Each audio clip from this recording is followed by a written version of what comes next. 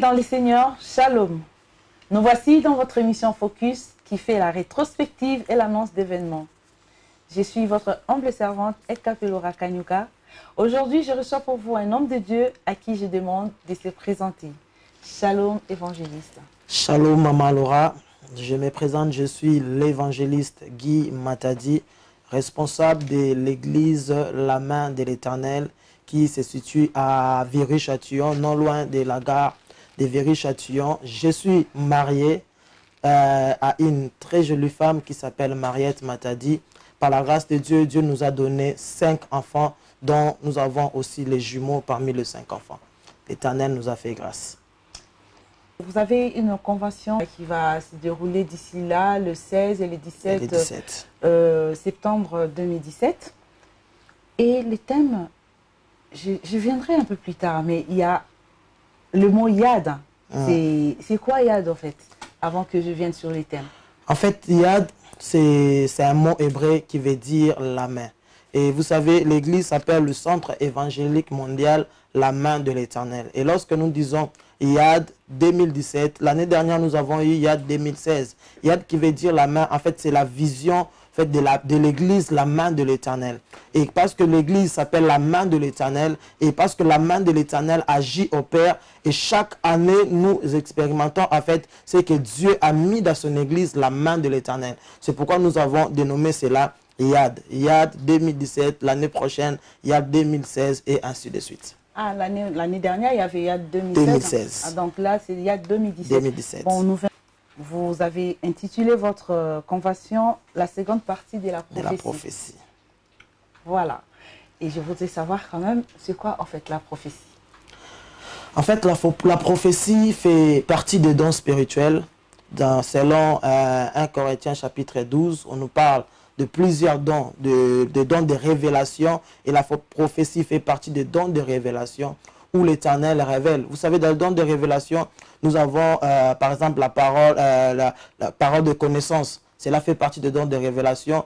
Et la prophétie en fait aussi partie. Et la prophétie est différente de la parole de connaissance. Parce que la parole de connaissance nous révèle le passé et le présent. Mais la prophétie va du présent à l'avenir. C'est-à-dire c'est un don de prédiction, un don qui nous révèle les choses qui viendront, les choses à venir que l'Éternel Dieu a préparé pour nous. Et en fait, maintenant, le but de la prophétie, c'est ce que lorsque Dieu annonce des choses, la Bible dit, c'est pour édifier, c'est pour consoler et c'est pour exhorter le peuple de Dieu afin que le peuple de Dieu puisse bien capter le message, ce que Dieu prépare à faire avec son Église.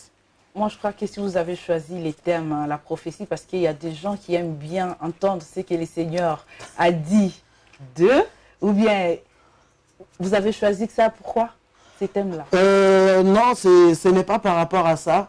Mais en fait, on veut parler de la prophétie en général. En fait, le thème, ce n'est pas la prophétie, mais comme vous avez vu, c'est la seconde partie de la prophétie.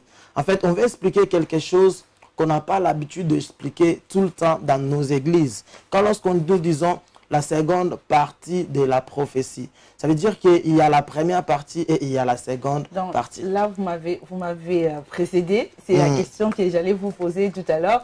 Parce que vous parlez de la seconde prophétie. Alors, il y avait la première. Et pourquoi vous n'avez pas parlé de la première et vous sautez directement à la seconde? En fait, ce thème nous est venu par la grâce de Dieu au travers du Saint-Esprit. Cela est basé dans le livre de 1 Corinthiens chapitre 13, le verset 9. La Bible dit, nous connaissons en partie et nous prophétisons en partie. Et lorsque j'ai lu ce verset, j'ai cherché à comprendre. Et si nous prophétisons en partie, ça veut dire les grands hommes de Dieu, prophètes que nous connaissons même de la Bible, que ce soit Ésaïe, que ce soit Élie, que ce soit Michée, et tous ont prophétisé en partie. C'est-à-dire quoi? C'est-à-dire qu'il y a une révélation que Dieu a donnée à son peuple, mais que l'Éternel a divisé cela en 2 parties. C'est-à-dire Dieu a donné la première partie, la première révélation au peuple, et Dieu a gardé la seconde partie. Et c'est pourquoi moi je ne parle pas de la première partie de la prophétie. C'est que les prophètes ont déjà pu annoncer au peuple de Dieu. Non, mais je parle de la seconde partie. C'est-à-dire de ce qui est caché, ce que l'Éternel Dieu retient encore vers lui. Donc les enfants de Dieu, ces jours-là, quand ils vont venir, ils vont avoir de nouvelles révélations. les enfants de Dieu, quand ils vont venir, en fait, le but, c'est quoi? Le but, c'est de pouvoir nous attacher encore au Seigneur. Pourquoi? Parce que si Dieu, au-delà de la prophétie, lorsque un prophète, que ce soit le plus grand prophète du monde entier, lorsqu'il prophétise, il n'a jamais prophétisé dans toute la totalité de la prophétie, non. Dieu révèle toujours une partie et Dieu garde une partie. Pourquoi Dieu garde une partie? Parce que Dieu ne veut pas que le peuple puisse suivre le prophète au lieu de suivre l'Éternel. Vous savez, lorsque une partie est révélée, pour que la chose puisse se réaliser, il faut la seconde partie. En fait, je veux juste annoncer au peuple de Dieu que vous avez peut-être reçu la première partie de la prophétie, mais il vous manque encore une deuxième partie pour qu'il y ait la totalité de la prophétie, pour que les choses puissent s'accomplir. J'aimerais vous expliquer des choses clairement pour que vous puissiez comprendre. Vous savez, dans Matthieu chapitre 2, on nous parle de la naissance de Jésus. Maman Laura, qu'est-ce qui s'est passé dans la naissance de Jésus? C'est-à-dire, lorsque Christ est né, les rois mages ont vu une étoile sortir.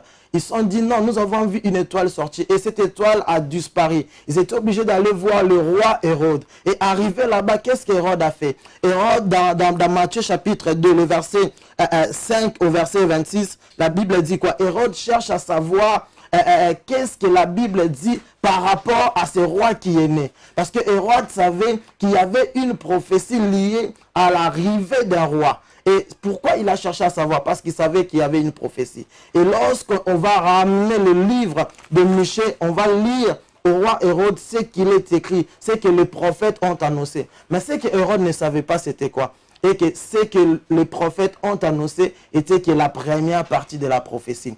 Et cette première partie de la prophétie n'a pas permis à Hérode de bien identifier où se trouvait réellement Jésus.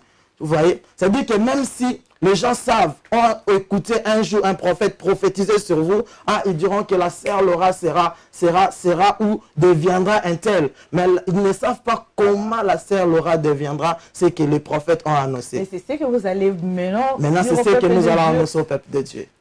Ah, là, ça sera chaud alors. Ah, Dieu fera grâce. À part ce que vous allez annoncer, la seconde partie, il y a aussi... quelque chose de spécial pour les enfants de Dieu ces jours-là? Premièrement, comme c'est une convention, nous sommes basés premièrement sur la parole. Et puis deuxièmement, il y a la musique, il y a la louange, il y a beaucoup de choses qui suivent. Et n'oublions pas que c'est la convention Yad. Je dis que Yad signifie la main. Et là où il y a la main de Dieu, il s'est toujours passé quelque chose. Lorsque nous lisons la Bible, par exemple dans Ézéchiel 37, Ézéchiel dit, la main de l'Éternel fut sur moi. Et après cela, nous allons prier pour les malades, pour tous les cas, pour les gens qui auront besoin de la main de Dieu. Et la main de Dieu descendra ce jour-là, parce que l'Éternel Dieu nous l'a promis. Mais nous voyons aujourd'hui beaucoup de prophètes. Oui. Est-ce que ces prophéties-là que les prophètes disent, est-ce que ce sont les bonnes prophéties ou bien ce sont des charlatans, parce qu'on ne comprend plus rien? Parce que les gens maintenant aiment bien qu'on leur dise le Seigneur a dit, et alors il y a des charlatans. Je ne sais pas si vous êtes parmi...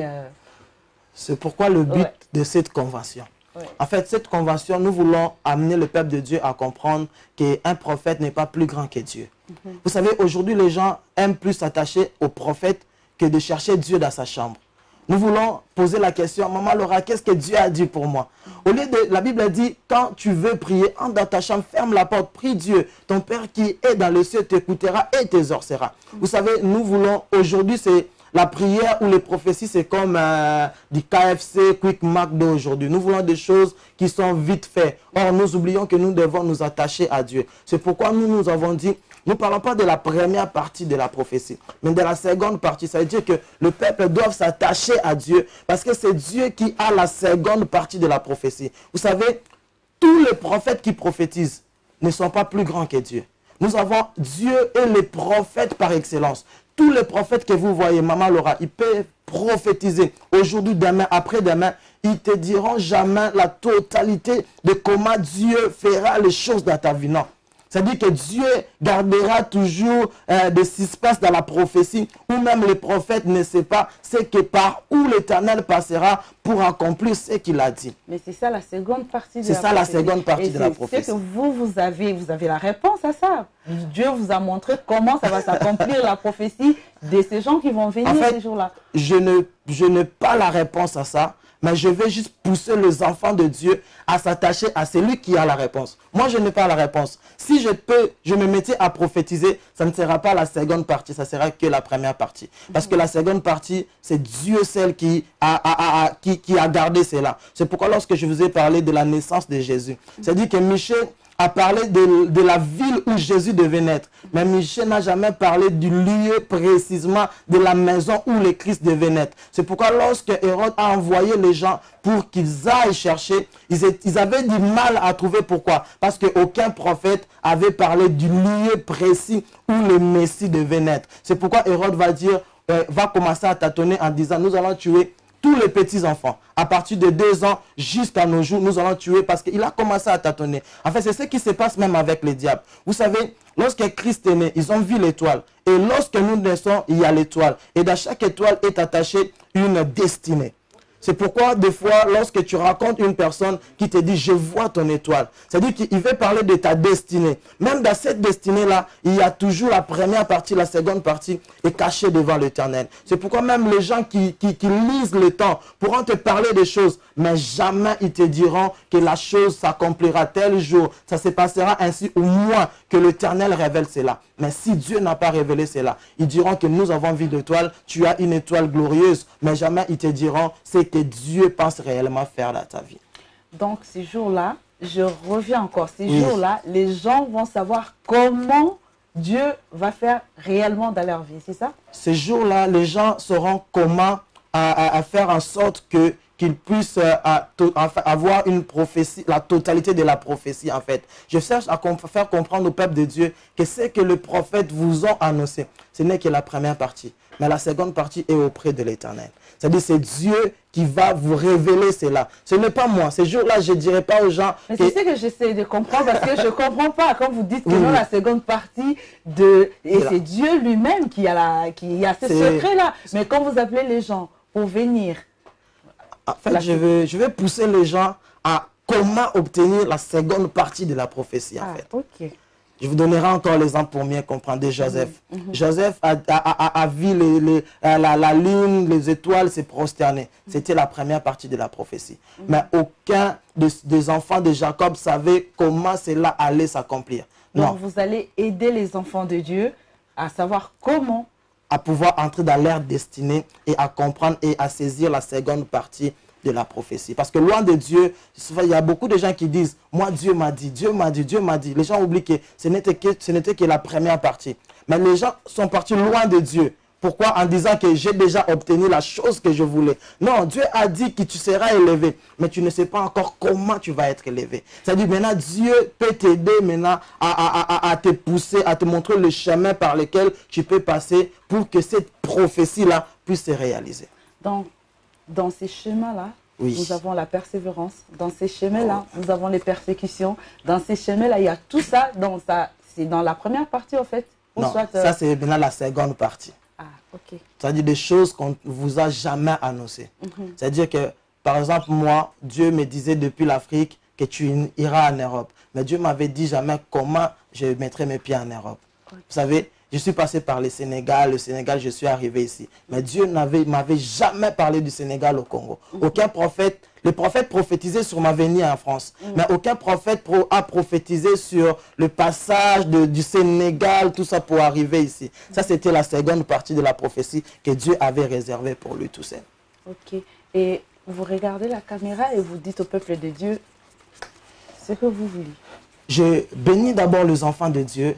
Le but de cette convention, c'est pousser les enfants de Dieu à s'attacher à Dieu, à venir encore au Seigneur. Je crois aux prophètes, j'ai du respect pour les prophètes, j'ai du respect pour les hommes de Dieu. Mais je dis toujours que l'évangéliste, je suis l'évangéliste, mais l'évangéliste par excellence, c'est l'Éternel lui-même, c'est le Seigneur Jésus-Christ. Le pasteur par excellence, le bon berger, c'est Jésus-Christ. Le prophète par excellence, c'est Jésus. Le prophète de la terre, les prophètes que nous avons aujourd'hui prophétiseront qu'à partie. Mais le prophète par excellence, qui est Jésus-Christ lui-même, lorsqu'il parle, lorsqu'il prophétise, il parle de la totalité de la prophétie. Et il nous accompagne en fait pour que la prophétie qu'il a annoncé puisse se réaliser et s'accomplir. Alors j'invite les enfants de Dieu à venir ce jour-là. Je ne suis pas là pour vous dire que voilà la seconde partie, non. Montrer aux gens comment en fait faire pour obtenir le miracle de Dieu et vivre l'accomplissement de la prophétie. La pièce qui manque dans la prophétie est auprès de l'Éternel. En tout cas, moi, ces jours-là, j'y serai et je voudrais savoir comment vous allez nous aider à comprendre la seconde partie de la prophétie. Et on retournera dans ce même plateau, sur ce même plateau, pour en parler. Alors, nos bien-aimés, nous sommes arrivés à la fin de notre émission. Merci de nous avoir suivis. En tout cas, il y aura une seconde partie qui annoncera des événements à venir et des événements passés. Alors, merci beaucoup, évangéliste Guy Matadi. Merci à vous, Maman Laura. En tout cas, merci beaucoup encore de venir sur mon plateau. Et je crois que c'est la dernière fois. Non, non, non, non. Dieu fera grâce. Nous allons revenir. Nous étions avec l'évangéliste Guy Matadi. Votre émission Focus continue toujours avec votre humble servante Elkafé-Laura Kanyuka. À tout de suite. Maintenant, je vous annonce les événements passés que vous avez loupés, que vous avez ratés. Comme l'évangéliste Claude Kaboundi Walesa avait organisé une convention aux dates du 26 et 27 août à Paris au Doc Pullman, il y avait beaucoup du monde, plus de 6000 personnes. C'était vraiment magnifique. Dieu s'est manifesté. Il y avait des gens qui ont été délivrés, des gens qui ont été guéris. Suivez cet extrait et on se retrouve juste après. Ceux qui se sont fatigués, même par des petites circonstances, vraiment reprenez la force et le courage. Amen. Nous allons nous retrouver, se retrouver tous dans la maison du centre de réveil. Amen. Moi-même, je vais prêcher le dimanche à la maison, centre de réveil de Paris. Est-ce que vous acclamez le Seigneur? Amen. Nous y serons. Les dimanches y seront. Et pendant la semaine, il y a aussi des prières. Le mercredi, 17h à 20h. de 17h à 20h. Vendredi, dimanche, Les dimanches, de 9h à 12h. de 9h à 12h30. Adresse. Voici l'adresse. Nous sommes au numéro 17, avenue de la Libération. C'était l'événement de l'évangéliste Walesa. La bande de production LS Production présente un méga concert 5 heures avec Jésus-Christ. Toutes les dames chantent « Je verrai Jésus » avec Maman Perside Mangandou et son groupe La Voix Bénie. Et ce concert sera le samedi le 14 octobre 2017 à 16 h à la Maison du Peuple. Pour tout contact, les 00 41 07 88 34 67 23. Nous vous attendons, venez nombreux pour glorifier le Seigneur ensemble avec Maman Perside Mangandou et son groupe La Voix Bénie. Et c'est votre humble servante Elkafé-Laura Kanyuka qui sera la maîtresse des cérémonies. Alors, je vous invite beaucoup et je vous invite tous à venir ces jours-là. On vous attend. Ma vie lui appartient. Il est celui qui ne dort ni ne sommeille dans ma vie. Si un jour je pourrais le voir. Délaissé, il m'a saisi Jésus. Rejeté, il m'a aimé. Oh mon roi, perdu, il m'a trouvé. Il est le roi de ma vie. Si un jour j'ai pour le voir, si un jour Je pourrais voir Jésus. oui, si un jour Je pourrais voir mon roi. oui, si un jour Il m'a fait du bien. oui, il m'a fait tant de bien. Un jour je pourrais le voir. Du célibat, il m'a doté. Maintenant, je suis mariée. En plus, j'ai des enfants. Si un jour je pourrais le voir. Oh Jésus, mon désir est qu'un jour je puisse te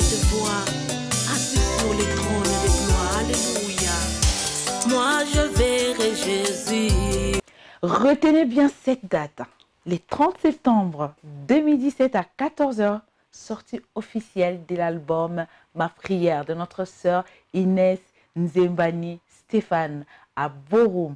Alors, venez nombreux, ça sera une grande journée. Je vous invite, suivez cet extrait d'un de ces titres et nous allons nous retrouver juste après. À tout de suite.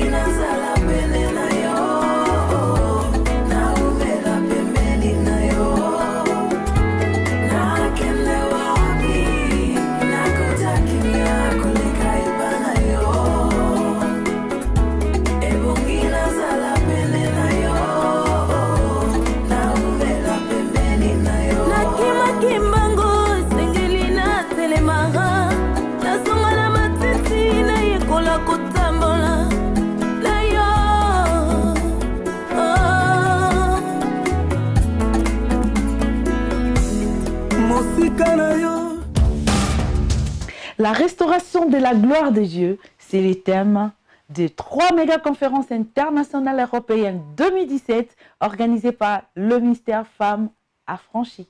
Alors, les hôtes du jour seront le révérend pasteur Jacques Malouma et le pasteur Béatrice Malouma. Alors, les dates sont vendredi 6 octobre de 19 h à 22 h, samedi 7 octobre de 14 h à 18 h et les dimanches 8 octobre à partir de 17 h.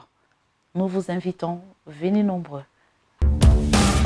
Ebenezer Ministry organise la 31e édition Adassa Paris du 15 au 16 septembre 2017.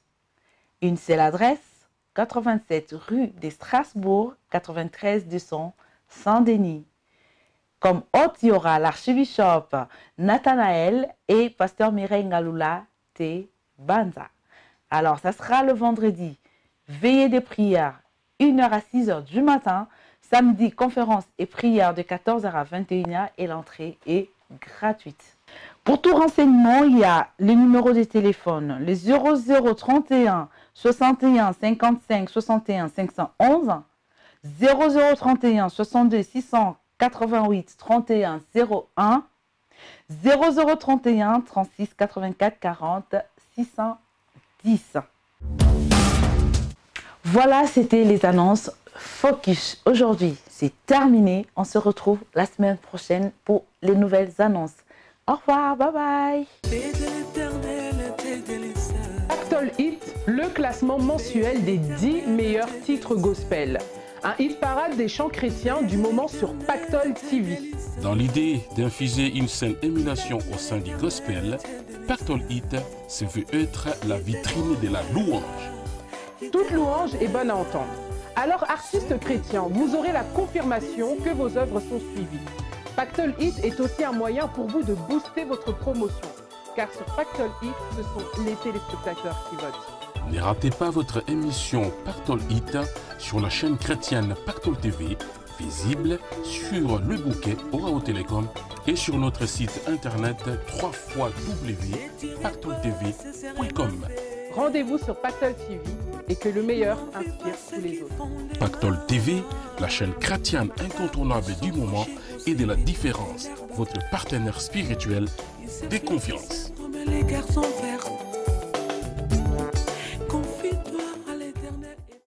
Désormais, pour vos projets audiovisuels, il y a Studio Pactol. Pour vos séances de photos, vos tournages de clips et vos émissions de télévision.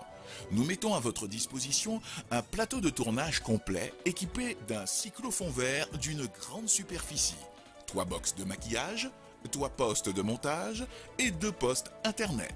Sans oublier tout le matériel nécessaire pour vos tournages, caméras, micros et projecteurs. Studio Pactol vous propose aussi de la location. Nous vous accueillons dans un cadre agréable et confortable avec un studio climatisé et un vestiaire. L'équipe de Studio Pactol est également à votre disposition pour la réalisation de vos reportages ainsi que vos films événementiels. contactez-nous au 07 82 76 79 54. Écrivez-nous à pactolstudio@yahoo.fr et visitez notre site www.pactolstudio.com. Notre adresse 220 avenue de Stalingrad 94 550 Chevilly-la-Rue, à côté de Table à Pizza. Studio Pactol, votre partenaire image incontournable.